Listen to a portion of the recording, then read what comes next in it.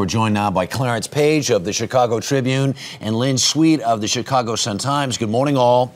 Good morning. I'm reading your column this morning, Clarence. I grew up in Illinois. I remember Paul Powell, the former Secretary of State, who was hiding checks. They were stuck in cardboard boxes in his attic, for crying out loud. Where does this fit in the pantheon of corruption of this state? I think this one is shocking mainly in that it was so brazen by all indications, and we always have to remember the governor's innocent till proved guilty. Right. But just the testimony, the transcriptions you see of the conversations that were eavesdropped upon by the FBI in this 75, 78-page affidavit are shocking even by Chicago standards. Wow. Lynn, let me ask you this. Blagojevich knows he's under investigation, has probably been under investigation for a couple of years. Does he not suspect he's being wiretapped? In this tape, we hear him, he's egotistical, he's crude. Is he also crazy?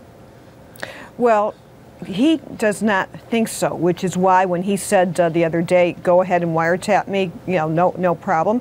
I've known him and I've covered him for a number of years, Harry. I actually think he thinks he was invulnerable, that he could just go forth and do this, and that's kind of a bit, that is the Chicago way. You walk up to the line. A lot of guys do it, and this is the culture of corruption that Clarence and I have covered for years coming up through the streets of Chicago politics.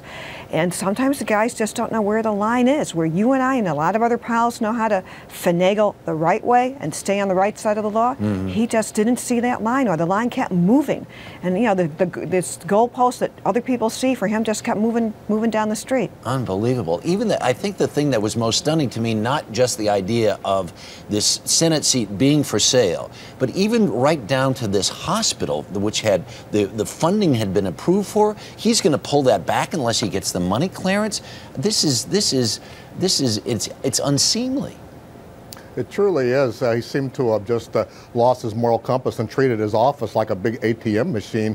And, as Lynn mentions, he's been under investigation for a while. It's been in the headlines. Over the last 4 years, we've seen something like 13 different associates of his who've been indicted or convicted. And yet, these offenses that we're talking about occurred just in the last month or so. Unbelievable. It's just amazing how he just seems to lose his moral compass entirely. Lynn, here's my question for you. Does any of this rub off on Barack Obama?